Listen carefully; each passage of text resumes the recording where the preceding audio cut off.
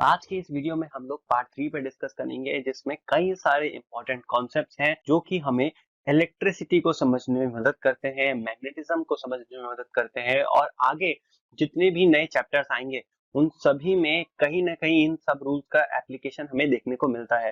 तो इस वीडियो को बहुत ध्यान से आपको देखना है और अगर फिर भी कोई आपका डाउट रहता है तो आप उसे कमेंट करके हमें बता सकते हैं। हम आपके क्वेश्चंस का आंसर करने की पूरी पूरी कोशिश करेंगे। दोस्तों, वीडियो शुरू करने से पहले आपसे मैं माफी मांगना चाहूंगा कि इस वीडियो को लाने में पहले तो बहुत डिले हो गया है और आपकी कांस्टेंट रिक्वेस्ट आ रही थी कि न्यू वीडियोस क्यों नहीं आ रहे हैं। तो इसके लिए सबसे पहले आप सभी से माफी चाहूंगा और क्या कारण है जो जिसकी वजह से वीडियोस डिले हो रही हैं इसको हम लोग लास्ट में डिस्कस करेंगे। तो वीडियो को कंप्लीट जरूर देखिएगा। चलिए, सबसे पहला जो हमारा टॉपिक है आज के इस मैग्नेटिज्म के चैप्टर में वो है ऑयस्टेड एक्सपेरिमेंट। अब ये ऑयस्टेड एक्सपेरिमेंट है क्या? दोस्तों, एक वैज्ञानिक थे जिनका नाम था हांस क्रिश्चियन ऑयस्टेड और इन्होंने एक बहुत ही इंपॉर्टेंट डिस्कवरी करी थी। इन्होंने क्या पता लगाया था? इन्होंने बिजली यानी इलेक्ट्रिसिटी और मैग्नेटिज्म के बीच का रिलेशनशिप फाइंड किया था। आज आप अपने आसपास जो भी डिवाइसेस देखते हैं उनमें कहीं ना कहीं इलेक्ट्रोमैग्नेटिज्म का इस्तेमाल किया जाता है, यानी वहां पे किसी ना किसी फॉर्म में मैग्नेट्स का इस्तेमाल किया जाता है, जैसे कि स्पीकर्स हो गए, ट्रांसफार्मर, मोटर, जनरेटर और भी बहुत सारे डिवाइसेस हैं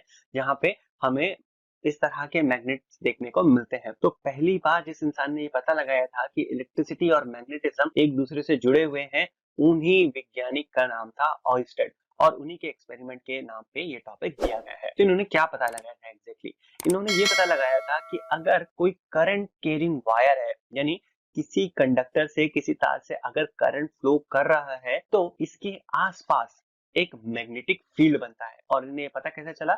इन्हें ये पता तब चला कि जब ये एक एक्सपेरिमेंट कर रहे थे और इस एक्सपेरिमेंट में वो एक कॉपर के वायर से करंट को पास करवा रहे थे।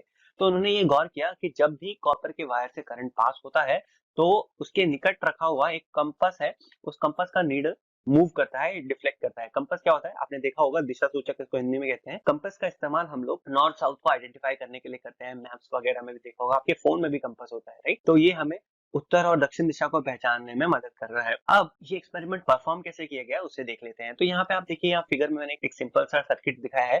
तो जैसे ही मैं इस स्विच को क्लोज करता हूँ, जैसे मैं यहाँ पे बटन प्रेस करता हूँ तो ये सर्किट यहाँ पे कंप्लीट हो जाता है और इस सर्किट में इलेक्ट्रिकल करंट फ्लो करने लगता है। दोस्तों, यही वो मोमेंट था जहां से सारा का सारा रेवोल्यूशन शुरू हुआ है। अगर हम ये बोले कि ये एक बहुत बड़ी डिस्कवरी थी तो इसमें कोई भी गलत बात नहीं होगी। क्यों? क्योंकि आज के मॉडर्न डे डिवाइसेस जो है वो इस कॉन्सेप्ट का या इस प्रिंसिपल का इस्तेमाल बहुत ज्यादा करते हैं। अगर हमें ये प्रिंसिपल नहीं पता होता तो शायद हम लोग बिजली को बना ही नहीं पाते, हमारे जो जनरेटर्स हैं वो शायद हम अभी तक खोज ही नहीं पाते। तो ये एक बहुत ही इंपॉर्टेंट डिस्कवरी थी। तो वापस से दोबारा टॉपिक पे आते हैं। जैसे ही मैंने ये स्विच को क्लोज किया, इस सर्किट में इलेक्ट्रिकल करंट फ्लो करेगा, आप सभी जानते ही हैं ये बात। और ये इलेक्ट्रिकल करंट किस डायरेक्शन में फ्लो करेगा? आप जानते हैं कि इलेक्ट्रिकल करंट बैटरी के पॉजिटिव टर्मिनल से निकल के नेगेटिव टर्मिनल पे दोबारा से आ जाता है। तो इस तरह से इस डायरेक्शन में एक इलेक्ट्रिकल करंट फ्लो करेगा। अब जैसा कि ऑयस्टेड ने ये पहचाना कि जब किसी वायर से इलेक्ट्रिकल करंट पास होता है तो वो वायर क्या बनाती है? वो वायर अपने आसपास एक मैग्नेटिक फील्ड बनाती है। तो यहाँ पे ये जो मैंने डॉटेड लाइंस दिखाई है, ये डॉटेड लाइंस क्या है? ये डॉटेड लाइंस है आपकी मैग्नेटिक फील्ड। और यहाँ पे आप देखिए, ये कंपास इसके पास में पहले रखा हुआ था। तो ये कंपास कि जो निडल है, ये निडल किससे बना होता है? ये निडल जो होता है ये मैग्नेट से बना होता है। एक छोटा सा मैग्नेट लगा होता है और ये मैग्नेट हमेशा अपने आप को नॉर्थ और साउथ की दिशा में अलाइन करके रखता है, राइट? पर जैसे ही हमारे इस सर्किट में करंट पास हुआ तो यहाँ पे भी एक मैग्नेटिक फील्ड बना और उस मैग्नेटिक फील्ड की वजह से ये जो कंपास था, ये कंपास डिफ्लेक्ट हुआ और इस वायर की तरफ अट्रैक्ट हो गया। आप जानते ही हैं कि मैग्नेट एक दूसरे को अट्रैक्ट या रिपेल करते हैं।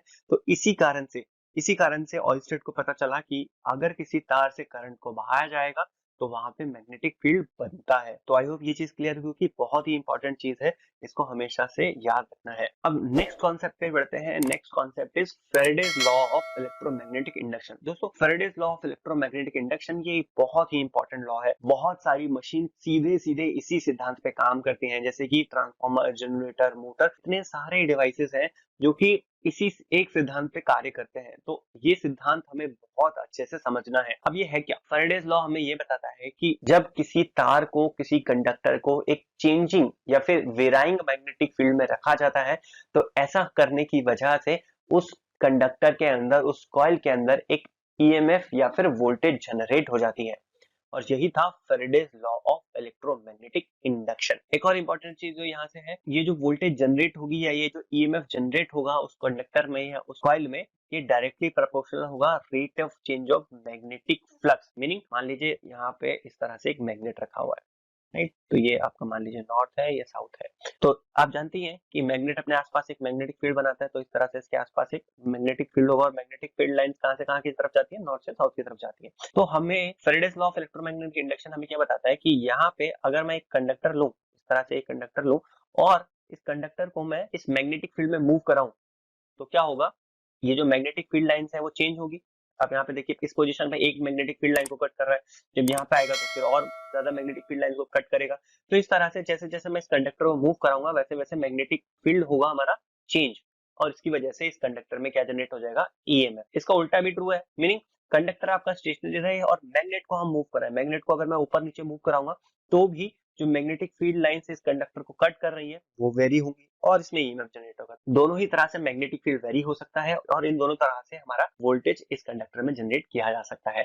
तो इसी चीज को दिखाया जाता है इस फॉर्मूले की मदद से, EMF is equal to D phi by dt। तो ईएमएफ हम लिखते हैं डी फाई बाय dt। इसका मतलब सिंपल सा इतना है, डी फाई का मतलब क्या होता है कि ये फाई क्या दिखाता है, मैग्नेटिक फ्लक्स। मैग्नेटिक फ्लक्स होता क्या है हम लास्ट वीडियो में पढ़ चुके हैं।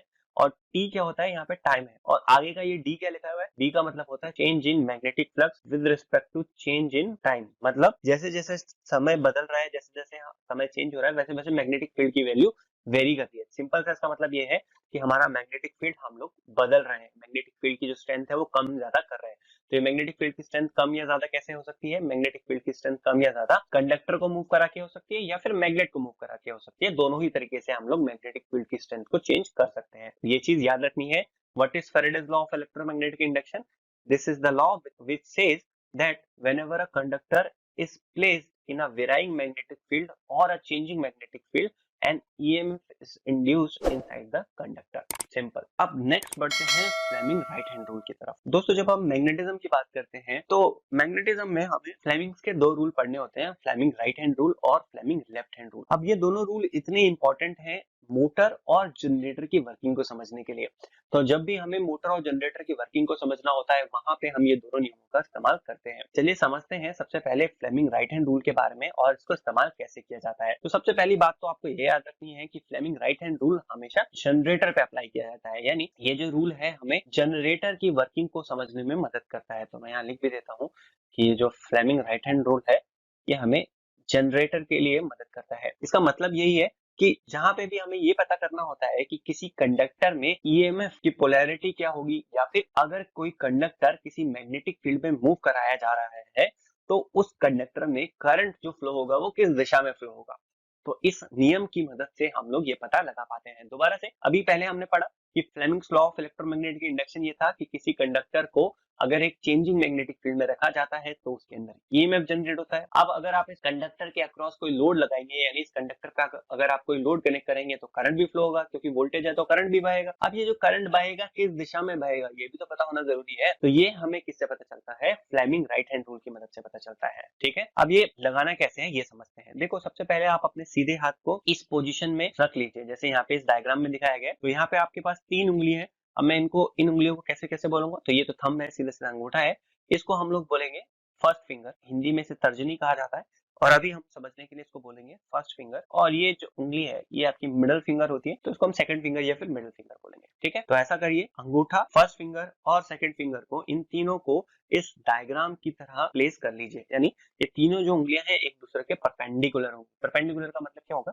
कि इन तीनों के बीच में 90 डिग्री का एंगल बनेगा। ठीक है, तो इस तरह से ये परपेंडिकुलर होंगी। अब यहाँ पे एक जो नियम आपको याद रखना है कि जो अंगूठा है वो मोशन को दिखाता है, जो आपकी फर्स्ट फिंगर है ये मैग्नेटिक फील्ड को दिखाती है, तो इसको हम एफ लिख रहे हैं। और ये जो सेकंड फिंगर होगी, ये सेकंड फिंगर हमें क्या दिखाएगी, सेकंड फिंगर हमें डायरेक्शन ऑफ करंट दिखाएगी। तो आपको याद रखना है मोशन फील्ड करंट, MFC, ये शॉर्ट फॉर्म याद रखिए और काम हो गया। अब यहाँ पे इसको अप्लाई कैसे करते हैं ये समझते हैं। तो दोस्तों यहाँ पे ये क्या चीज है आप जानते हैं, ये सब है, ये एक है हमारा एक मैग्नेट, और मैग्नेट पे दो पोल होते हैं, नॉर्थ और साउथ। अब इस मैग्नेट के आसपास मैग्नेटिक फील्ड बनेगा वो कैसा बनेगा, आप जानते हैं मैग्नेटिक फील्ड लाइंस नॉर्थ से साउथ की तरफ ऐसे जाती हैं और बीच में ऐसे स्ट्रेट लाइंस होंगी कुछ, है ना। तो इस तरह से मैग्नेटिक फील्ड लाइन नॉर्थ से साउथ की तरफ जाती है। हमारे अंडरस्टैंडिंग के लिए मैंने क्या करा है, इतने हिस्से को यहाँ पे इस तरह से दिखा दिया है ताकि हम इसको एनालाइज अच्छे तरीके से कर पाए। मतलब अगर इसके बीच में यहाँ पे एक कंडक्टर रखा हो और उस कंडक्टर को हम इस मैग्नेटिक फील्ड में मूव करा रहे हैं, तो उसी चीज को मैंने एक दूसरे तरीके से एक दूसरे एंगल से आपको समझाने के लिए रिप्रेजेंट कर रहा है, तो इससे कंफ्यूज नहीं होना है। तो यहाँ पे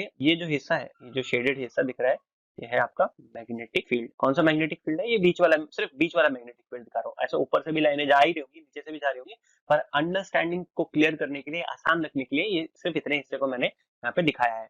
तो ये जो रेड वाला हिस्सा है, ये वाला हिस्सा है, ये वाला हिस्सा, और ये जो ब्लू वाला हिस्सा है इसका ये वाला फेस है, साइड फेस है, ठीक है। ऑलराइट, अब यहाँ पे आप देखिए कि आपकी जो फर्स्ट फिंगर है वो किसकी तरफ अलाइन होती है, वो हमेशा हम मैग्नेटिक फील्ड की तरफ अलाइन करते हैं। तो यहाँ पे मैग्नेटिक फील्ड की डायरेक्शन इस ब्लू एरो से दिखाई गई है, तो इस एरो की डायरेक्शन में आप अपनी फर्स्ट फिंगर को मूव कर दीजिए, यानी आपकी जो तर्जनी उंगली होगी, फर्स्ट फिंगर होगी, वो किस दिशा में होगी, वो मैग्नेटिक फील्ड की दिशा में होगी, ठीक है। अब यहाँ पे अगर हम एक कंडक्टर रखें, तो ये आपका क्या है, तो मिटा देते हैं, ये चीज आपकी मैग्नेटिक फील्ड थी और ये क्या है हमारा, ये हमारा कंडक्टर है। अब यहाँ पे देखिए, इस कंडक्टर को अगर हम अपवर्ड्स मोशन दें, यानी ऊपर की तरफ मूव करें, तो मैं इसको भी मिटा देता हूँ। तो ये रूल इस तरफ ऐसे लिख लेते हैं। तो अब ये जो कंडक्टर है, अगर इस कंडक्टर को अपवर्ड मोशन दिया जाए, तो अपवर्ड मोशन को कौन चीज दिखा रही थी, अंगूठा, राइट।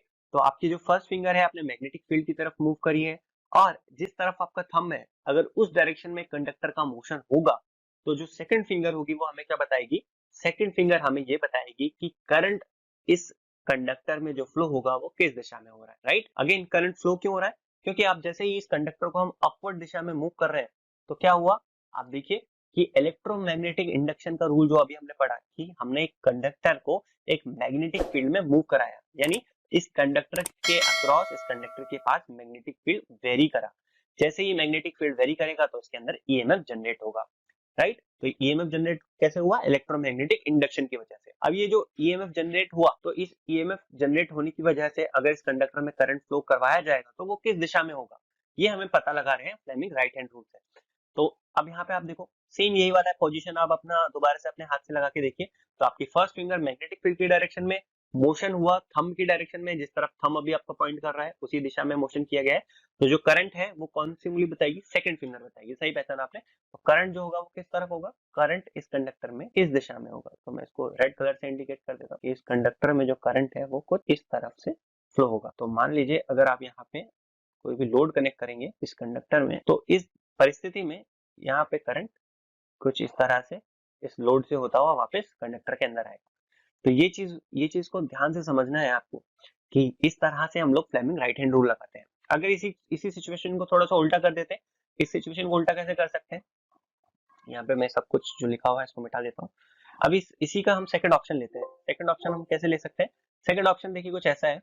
सेकंड ऑप्शन अगर हम ले कि मोशन ऊपर की तरफ ना होके अगर मोशन नीचे की तरफ हो, अगर मोशन नीचे की तरफ हो, तो अब दोबारा से आप अपना ये फ्लेमिंग राइट हैंड रूल लगाइए और बताइए कि करंट किस तरफ होगा। देखिए आपकी जो फर्स्ट फिंगर है, तो हमने फर्स्ट फिंगर हमारी कौन सी थी, ये वाली फर्स्ट फिंगर है, ये सेकंड फिंगर है, और ये तो आपका थंब है। तो फर्स्ट फिंगर को मैग्नेटिक फील्ड की डायरेक्शन में रखिए और इस बार मोशन किस तरफ है, नीचे की तरफ है। तो यहाँ पे हम ये समझ रहे हैं कि अगर मैं कंडक्टर को नीचे की तरफ मूव करूं तो करंट किस दिशा में फ्लो करेगा, राइट। तो आपने पहली फिंगर को, फर्स्ट फिंगर को मैग्नेटिक फील्ड की डायरेक्शन में रखा, अब थंब आपको मोशन की डायरेक्शन में रखना है। मोशन किस तरफ है, नीचे।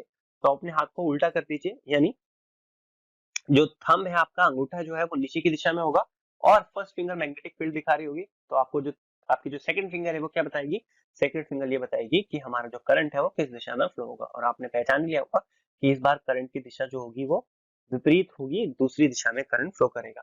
तो इस तरह से हम लोग फ्लेमिंग राइट हैंड रूल का इस्तेमाल करते हैं जब हमें किसी भी कंडक्टर में जिसमें ईएमएफ जनरेट हुआ है उस कंडक्टर के अंदर करंट के फ्लो की डायरेक्शन को पता करना हो। आशा करता हूँ ये आसान था और आपको समझ में आया होगा। नेक्स्ट हम लोग बढ़ते हैं फ्लेमिंग लेफ्ट हैंड रूल की तरफ। अभी फ्लेमिंग लेफ्ट हैंड रूल क्या है, फ्लेमिंग राइट हैंड रूल क्या था, Fleming right hand rule generator के लिए इस्तेमाल किया था हमने। फ्लेमिंग लेफ्ट हैंड रूल हम किसके अंदर अप्लाई करते हैं, मोटर के अंदर। यानी मोटर के अंदर हमें क्या पता करना होता है, मोटर के अंदर हमें ये पता करना होता है कि मोटर का जो रोटर है या मोटर के अंदर जो भी हमने कंडक्टर यूज करा है, तो वो कंडक्टर किस दिशा में घूमेगा। तो फ्रेडेस लॉ ऑफ इलेक्ट्रोमैग्नेटिक इंडक्शन में हमने ये पढ़ा था कि कोई भी कंडक्टर जब चेंजिंग मैग्नेटिक फील्ड में रखा होता है तो उस कंडक्टर में ईएमएफ इंड्यूस होता है, राइट। मोटर किस सिद्धांत पे काम करती है, मोटर भी इसी सिद्धांत पे काम करती है। मोटर का एक छोटा सा जो चेंज आ जाता है मोटर के केस में, वो ये है कि जब एक करंट कैरिंग कंडक्टर, यहाँ पे ये बहुत इंपॉर्टेंट चीज है मोटर के लिए जब हम बात कर रहे हैं, तो यहाँ पे बात हो जाती है करंट कैरिंग कंडक्टर की। तो यहाँ पे कौन सा सिद्धांत काम में आ रहा है, यहाँ पे समझिए कि जब एक करंट कैरिंग कंडक्टर एक मैग्नेटिक फील्ड में, और ये मैग्नेटिक फील्ड कैसा होगा, एक्सटर्नल, क्योंकि आप जानते हैं कि करंट कैरिंग कंडक्टर तो अपना तो मैग्नेटिक फील्ड बनाएगा, तो अपने मैग्नेटिक फील्ड नहीं, कोई दूसरा मैग्नेटिक फील्ड, कोई एक्सटर्नल मैग्नेटिक फील्ड होना जरूरी है। तो जब कोई करंट कैरिंग कंडक्टर एक एक्सटर्नल मैग्नेटिक फील्ड में रखा जाता है, तो इस परिस्थिति में कंडक्टर के ऊपर एक फोर्स लगती है। तो इसी फोर्स की डायरेक्शन हम किसकी मदद से पहचान पाते हैं, इस फोर्स की डायरेक्शन हम लोग फ्लेमिंग लेफ्ट हैंड रूल की मदद से पहचान पाते हैं। तो अगेन इसमें भी वही रूल आएगा, पीछे हमने पढ़ा था, क्या रूल पढ़ा था हमने, मोशन फील्ड एंड करंट। ये बस ये याद रखना, motion field current, right hand rule में भी motion field current, left hand rule में भी motion field current. Right hand rule में हम लोग करंट की डायरेक्शन पता कर रहे थे, लेफ्ट हैंड रूल में हम किसकी डायरेक्शन पता कर रहे हैं, मोशन की डायरेक्शन पता कर रहे हैं, राइट। पर याद रखिएगा कि फ्लेमिंग लेफ्ट हैंड रूल हम मोटर के केस में यूज करते हैं और राइट हैंड रूल हम लोग जनरेटर के केस में यूज करते हैं, ठीक है। अब कैसे इसको अप्लाई करना है इसको हम समझते हैं। तो अगेन दोबारा से वही मैग्नेट मैंने यहाँ पे प्लेस कर दिया है और ये उसका मैग्नेटिक फील्ड है। अब इस मैग्नेटिक फील्ड में अगेन अपने लेफ्ट हैंड आप आगे बढ़ाइए, और लेफ्ट हैंड की जो फर्स्ट फिंगर है, फर्स्ट फिंगर कौन सी थी हमारी, बिल्कुल सही पहचाना आपने, ये हमारी फर्स्ट फिंगर थी, ये सेकंड फिंगर थी, और ये तो थंब है ही। अब यहाँ पे जो फर्स्ट फिंगर है, इस फर्स्ट फिंगर को मैग्नेटिक फील्ड की डायरेक्शन में रख दीजिए, ठीक है, रख दिया। अब नेक्स्ट क्या चीज आई, नेक्स्ट आई आपका कंडक्टर। तो ये कंडक्टर है आपका, ठीक है। तो अब यहाँ पे जो कंडक्टर है वो सिंपल कंडक्टर नहीं है, वो कौन सा कंडक्टर है, करंट कैरिंग कंडक्टर है। मोटर के केस में भी तो ऐसा ही होता है ना, कि मोटर का जो रोटर होता है उसके ऊपर एक वाइंडिंग होती है, और उस वाइंडिंग से करंट बह रहा होता है, तो वो करंट कैरिंग कंडक्टर ही हो गया। तो वही चीज हम यहाँ पे बता रहे हैं कि एक कंडक्टर है जो कि करंट कैरिंग है, और इस करंट कैरिंग कंडक्टर में करंट की डायरेक्शन हमने किससे दिखाई, रेड एरो से दिखाई यहाँ पे। तो ये करंट की डायरेक्शन हो गई। तो लेफ्ट हैंड रूल में समझिए, फर्स्ट फिंगर मैग्नेटिक फील्ड को दिखा रही है, सेकेंड फिंगर करंट की डायरेक्शन में, तो मोशन किस तरफ होगा, आपका जो थंब है वो मोशन की डायरेक्शन बताएगा। तो मोशन यहाँ पे मुझे बताइए, कमेंट करके बताइए कि अपवर्ड होगा या डाउनवर्ड्स होगा, यानी ये जो कंडक्टर है ऊपर की दिशा में मूव करेगा या नीचे की दिशा में मूव करेगा। जिन लोगों ने इस डायग्राम के साथ साथ फॉलो किया होगा उनको आसानी से पता चल रहा होगा कि अभी जो आपका अंगूठा है वो ऊपर की तरफ इंडिकेट कर रहा है, यानी हमारा जो मोशन होगा वो किस दिशा में होगा, अपवर्ड डायरेक्शन में होगा। तो बिल्कुल सही आपने गेस किया कि हमारा जो मोशन था वो अपवर्ड डायरेक्शन में था। यहाँ पे मैं इंक दोबारा से मिटा देता हूँ। अब इसी कंडीशन को रिवर्स करके देखते हैं। मान लीजिए ये कंडक्टर इसी पोजीशन पे है ना, और इसमें करंट की डायरेक्शन इस तरफ ना होके दूसरी दिशा में है, करंट मान लेते हैं इस दिशा में था, ठीक है। अभी के लिए ऐसा मान लेते हैं कि ये जो करंट है, करंट दूसरी दिशा में फ्लो कर रहा है, ठीक है। तो अब दोबारा से अपने हाथ को हम इंडिकेट करते हैं, देखिए फर्स्ट फिंगर मैग्नेटिक फील्ड की डायरेक्शन में और सेकंड फिंगर किस दिशा में, करंट की डायरेक्शन में। तो करंट की डायरेक्शन में अपने सेकंड फिंगर को अलाइन कीजिए, तो आप देख सकते हैं कि जो आपका थंब है वो किस दिशा में है, थंब आपका अब नीचे की तरफ पॉइंट कर रहा है, यानी इस कंडीशन में क्या होगा, इस कंडीशन में हमारा जो कंडक्टर है वो नीचे की तरफ मूव करेगा। तो आई होप आपको फ्लेमिंग राइट हैंड रूल और Fleming left hand rule apply करना आ गया होगा। इसको बार बार आप प्रैक्टिस कीजिए, 2-4 बार आप प्रैक्टिस करेंगे तो आपको ये चीज बहुत अच्छे से क्लियर हो जाएगी। अब हम डिफरेंस समझते हैं, किसके किसके बीच में डिफरेंस समझते हैं हम लोग, फ्लेमिंग लेफ्ट हैंड रूल के बीच में और राइट हैंड रूल के बीच में कहाँ किसको अप्लाई किया जाता है।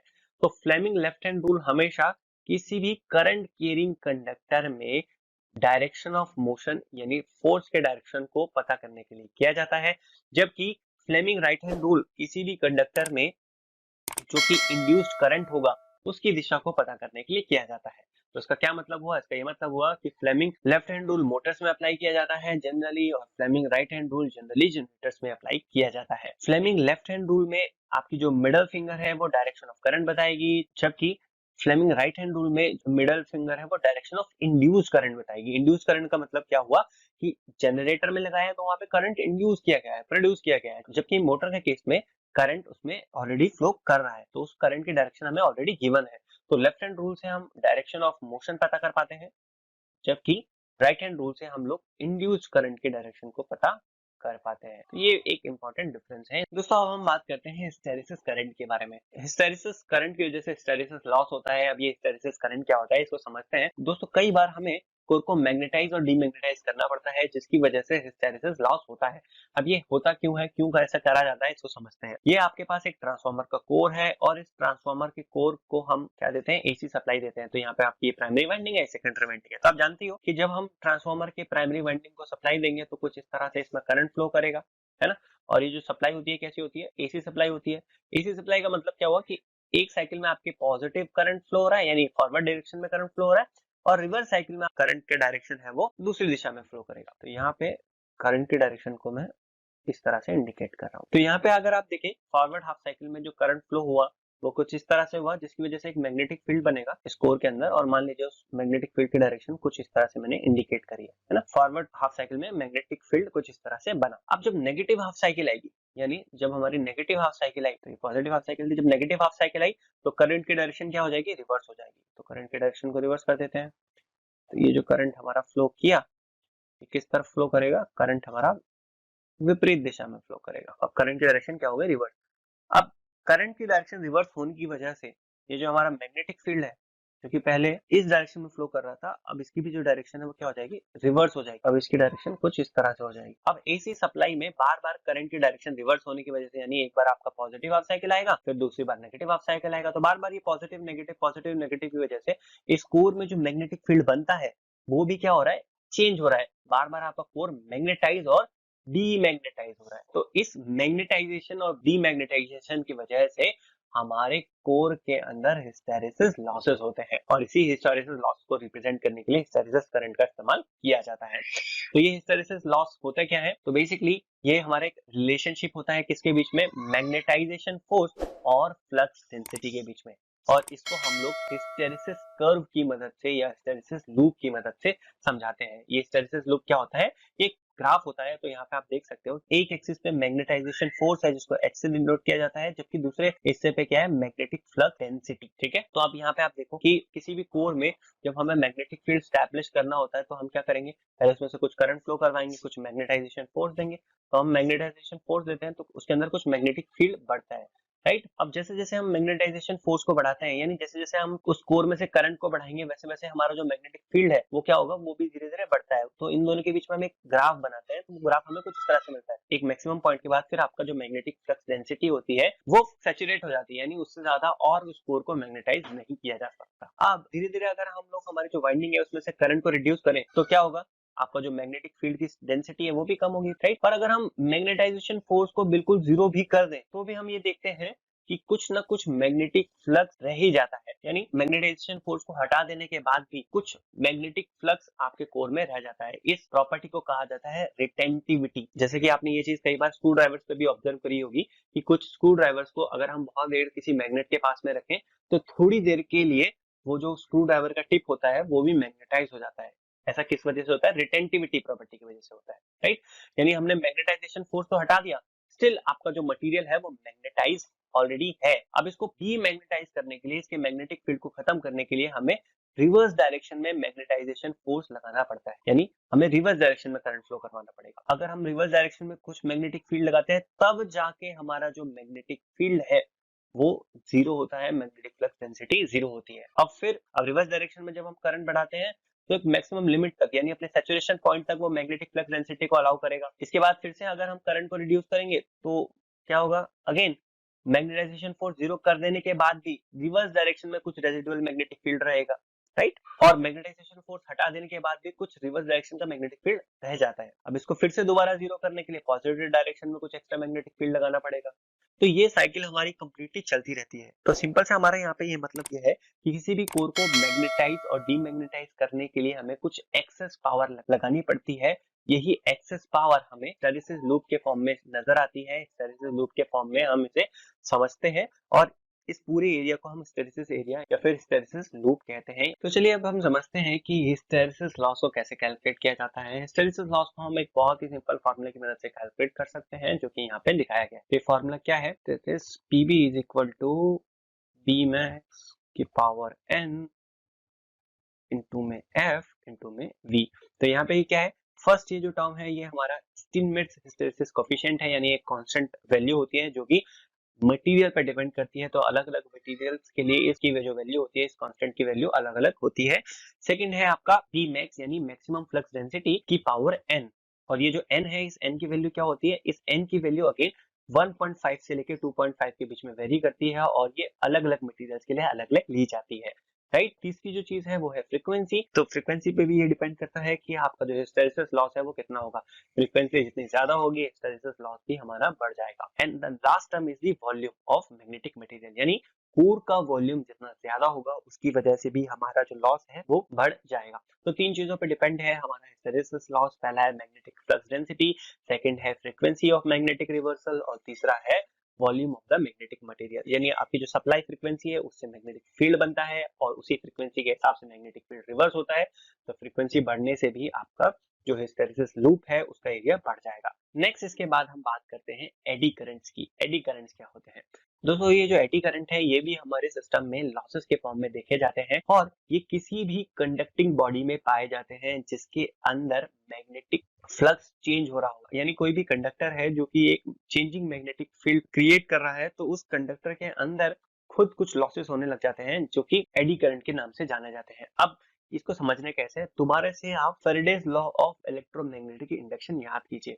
क्या था Faraday's law of electromagnetic induction? Faraday ने ये बोला था कि कोई भी कंडक्टर, मान लीजिए कि मैं एक कंडक्टर यहाँ बनाता हूँ, तो ये एक कंडक्टर है, तो फैराडे ने ये बोला कि कोई भी कंडक्टर अगर एक चेंजिंग मैग्नेटिक फील्ड में रखा होगा तो उस कंडक्टर के अंदर ईएमएफ इंड्यूस हो जाएगा। ठीक है, तो ये तो आसान सी बात है। अब आप समझिए कि ये कंडक्टर है और इसको आपने क्या करा है, एसी सप्लाई दी है। तो ये जस्ट मैं आपको एक्सप्लेन करने के लिए बता रहा हूँ कि इस कंडक्टर में मान लीजिए कुछ इस तरह से करंट फ्लो हो रहा है, ठीक है, और हम ये जानते हैं कि किसी भी कंडक्टर से जिसमें से करंट फ्लो होता है तो वो अपने आसपास क्या बनाता है, एक मैग्नेटिक फील्ड बनाता है। ठीक है, तो ये कंडक्टर क्या करेगा, अपने आसपास एक मैग्नेटिक फील्ड बनाएगा। तो चलो बना देते हैं, ये मैग्नेटिक फील्ड बना। अब आप यहाँ पे देख सकते हैं कि जो हमने सप्लाई दी है वो कैसी है। सप्लाई हमने यहाँ पे दी है वो एसी सप्लाई दी है। तो ये जो करंट की डायरेक्शन है, ये करंट की डायरेक्शन क्या होगी, बार बार रिवर्स होगी, यानी बार बार चेंज होगी। यानी एक बार करंट फॉरवर्ड डायरेक्शन में फ्लो करेगा और नेगेटिव हाफ साइकिल में करंट की डायरेक्शन क्या हो जाएगी, रिवर्स डायरेक्शन में हो जाएगी।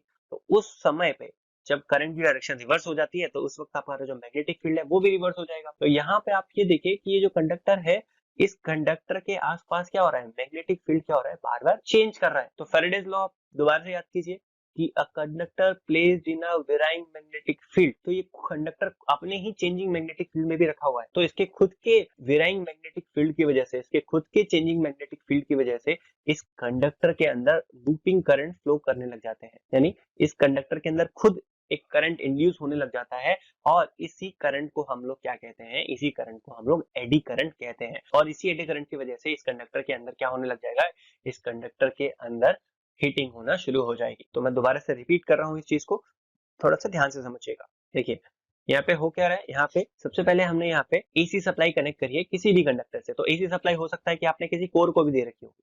तो यहाँ पे मान लीजिए आपका कोई ट्रांसफॉर्मर कोर है, तो इस ट्रांसफॉर्मर कोर को आपने क्या करा है, यहाँ पे एसी सप्लाई से कनेक्ट किया है। तो इस कोर सप्लाई कनेक्ट करने की वजह से यहाँ पे कुछ करंट फ्लो कर रहा होगा, है ना। तो इस तरह से करंट फ्लो कर रहा है। तो पॉजिटिव हाफ साइकिल है, मान लीजिए पॉजिटिव हाफ साइकिल में करंट की डायरेक्शन कुछ इस तरह से है, जिस करंट की डायरेक्शन की वजह से यहाँ पे एक मैग्नेटिक फ्लक्स स्टैब्लिश हुआ। ठीक है, अब यहाँ पे एसी सप्लाई होने की वजह से इस मैग्नेटिक फ्लक्स की डायरेक्शन चेंज हो जाती है। कब? जब आपका नेगेटिव हाफ साइकिल आएगी। यानी जब नेगेटिव हाफ साइकिल आएगी तो करंट की डायरेक्शन क्या हो जाएगी, रिवर्स हो जाएगी। तो ये करंट की डायरेक्शन रिवर्स कर दी मैंने, है ना। तो पहले पहले मैग्नेटिक फ्लक्स इस दिशा में जा रहा था, अब जो मैग्नेटिक फ्लक्स है वो क्या है, रिवर्स डायरेक्शन में स्टैब्लिश हो गया। ठीक है, तो ये मैग्नेटिक फ्लक्स क्या कर रहा है, बार बार बार बार बार बार चेंज हो रहा है। अब इस मैग्नेटिक फ्लक्स के रिवर्स होने की वजह से अगर आप ये देखिए, ये जो कोर है, अगर ये कोर एक सॉलिड कंडक्टर से बना हो, मान लीजिए कोई भी कॉपर का कंडक्टर है, कोई भी सॉलिड कंडक्टर है, अगर उस कंडक्टर से बना होगा तो इस कंडक्टर के अंदर खुद भी क्या जनरेट हो जाएगा, ईएमएफ।